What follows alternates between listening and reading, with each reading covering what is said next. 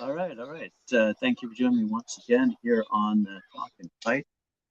Another episode of Boxing News today.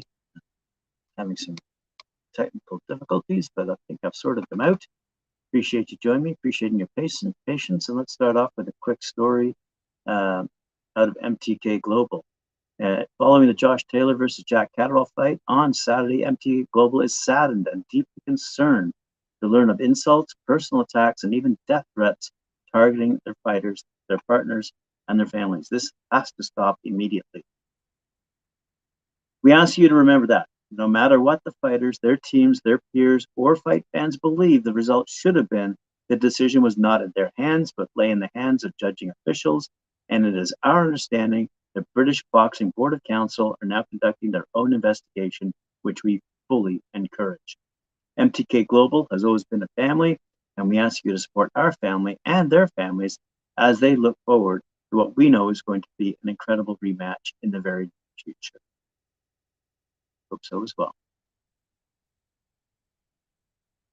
Elsewhere, we see that Blair Cobbs is going up against Alexis Roca.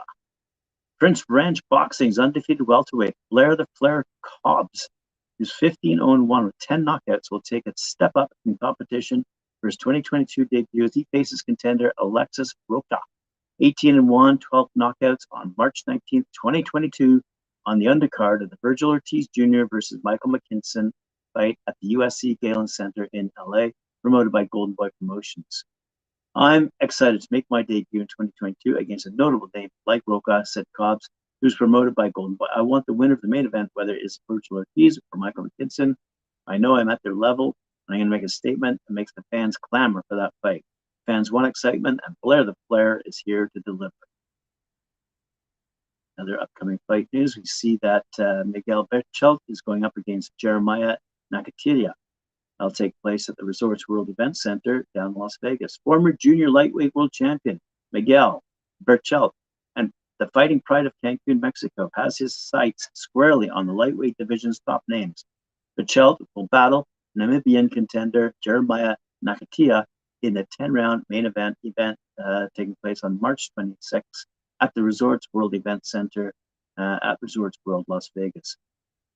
Berchelt Nakathila marks the debut sporting event at Resorts World Las Vegas, which opened in June 2021 as the first integrated resort to be built on the Strip in over a decade. In the 10-round co-feature, top featherweight contenders Jose Enrique Vivas is going up against Enrique Baez, and they'll meet a guaranteed all-action clash with potential world title implications. Berchelt Nakathila and Vivas Baez will be televised live on ESPN and ESPN Deportes at 10 p.m. Eastern Standard Time or 7 p.m. Pacific Time.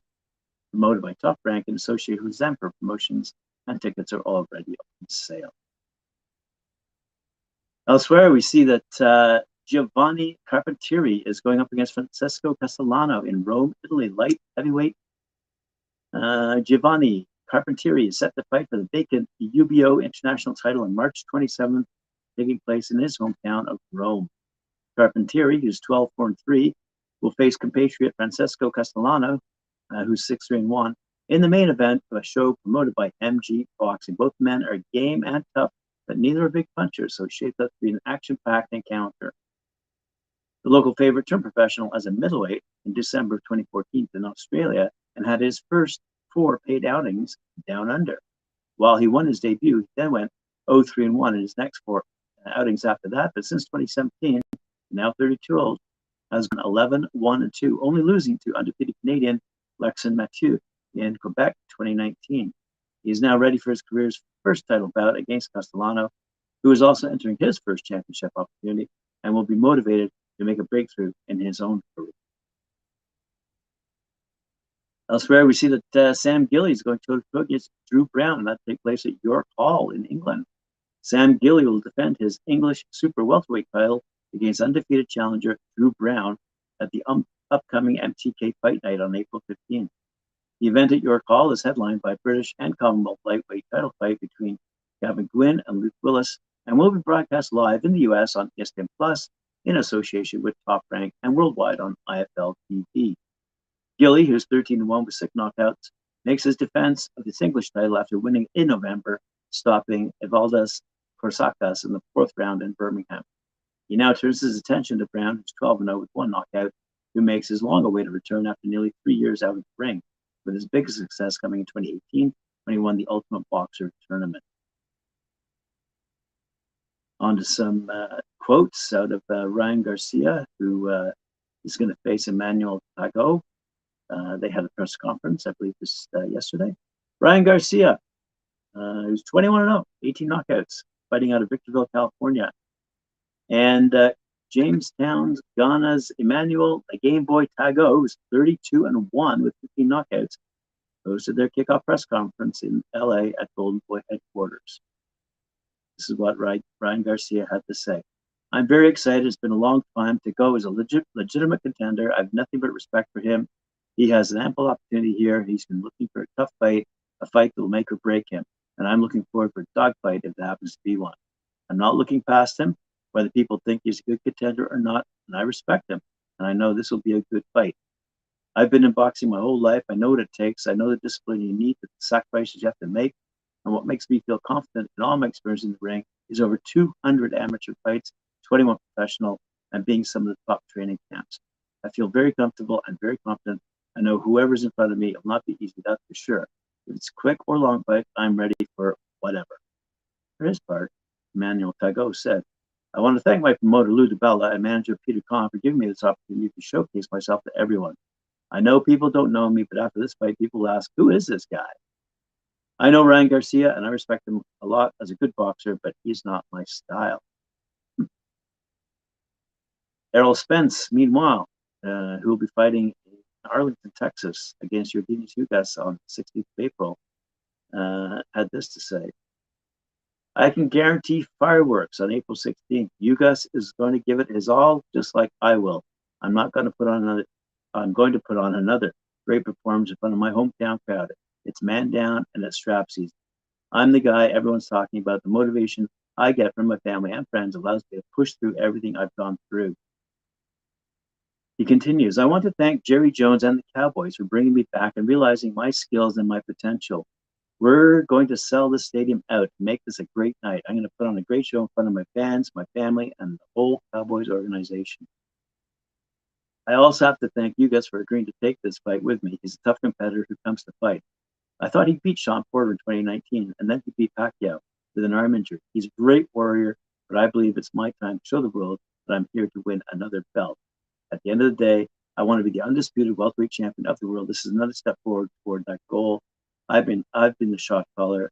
I'm the big fish at 147. Speaking of big fish, we'll now move on to Canelo Alvarez and his press conference quotes when he was at facing Dimitri Bivol, of course.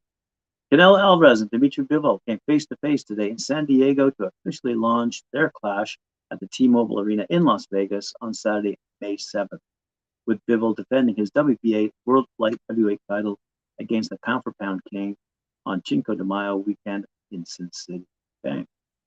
Canelo Alvarez had this to say, thank you to Dimitri Bivol for the opportunity to fight for your world championship. Thank you so much.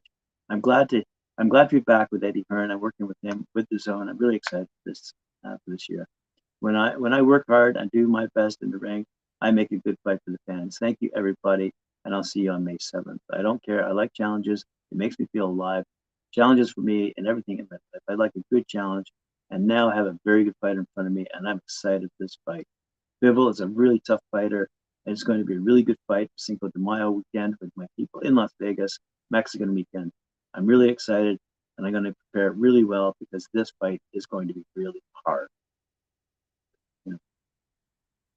Speaking of tough guys, the Tyson Fury and Dillian Whyte tilt is going to go April 23rd. Tickets went on sale for the Wembley show. The massive heavyweight clash between WBC champion Tyson Fury and challenger Dillian Whyte on April 23rd sold out in huge numbers today. 85,000 tickets were purchased within 3 hours. Wow. Tickets for the All-British Collision that takes place on St. George's Day at Wembley Stadium, connected by EE, promoted by Queensberry in association with Top Rank, which will be shown live on BT Sport Box Office in the UK and pay-per-view in the US. They went on sale, and demand was instant and at a staggering level, peaking at 170,000 in the virtual queue on Ticketmaster, and drew the comment from our ticketing partners, "Tyson is a rock star. He could have sold out 3 Wembleys today." So, Queensberry Promotions have begun the process of applying to local authorities to extend the capacity to 100,000 fans, which would make it the largest post-war boxing attendance in UK history. Should Queensberry Promotions' application to extend the crowd to 100,000 be granted, tickets will be announced in due course and again sold via Ticketmaster. Promoter Frank Warren said, "I've always imagined that this fight would be a hard sell, so I'm happy that we opted to stage it in the biggest and best venue in the UK. This illustrates just what a big draw Tyson has become.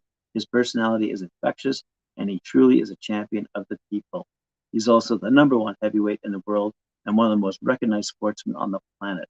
I'm thrilled that we're bringing him back to Britain to perform on the biggest stage of all against Fury-Whyte, and a domestic dust-up that will be the biggest boxing event of the year. I'd like to take this opportunity to thank the fans for their incredible support of this event, and will be in some night on April 23rd at Wembley Stadium." For our last segment, turn to Wasserman Boxing. Wasserman Boxing and Channel 5 today announced an exclusive multi-event deal that will bring some of the biggest names and brightest prospects in British boxing to terrestrial television in a series of free-to-air fight nights delivered in association with Infinitum Entertainment and William Hill. For those who may not be aware, Wasserman Boxing has become the UK's fastest growing boxing stable, promoting many of the country's greatest talents, including middleweight star Chris Eubank Jr., welterweight contender Josh Kelly, heavyweight hope Nathan Gorman, rising super lightweight Harlan Eubank, and undefeated middleweight Linus Udofia. The deal will secure 5 free-to-air fight nights for Channel 5 in 2022 that will also be streamed live on MY5, maybe it's My5 for non-UK fans, and available on the player to catch up. Said Kelly Sauerland, Wasserman's head of global boxing, "This is a major move that is going to revolutionize free-to-air boxing in the UK. We all know the brilliant numbers that Channel 5 does with boxing, and we feel these great partners, we can take it on to a whole new level. We're going to deliver premium events featuring breathtaking productions, filled arenas, and incredible matchups. Also expect a surprise or two in build-ups. We can't wait to get started." Well, congratulations to them, and thank you for joining me once again here on Talkin' Fight for another episode of Boxing News Today. I'm going live to air next at 4 p.m. Eastern Time with Michael at 4 for his show, Knuckle Up. I look forward to seeing you then. Remember to like, share, subscribe, and hit that notification bell.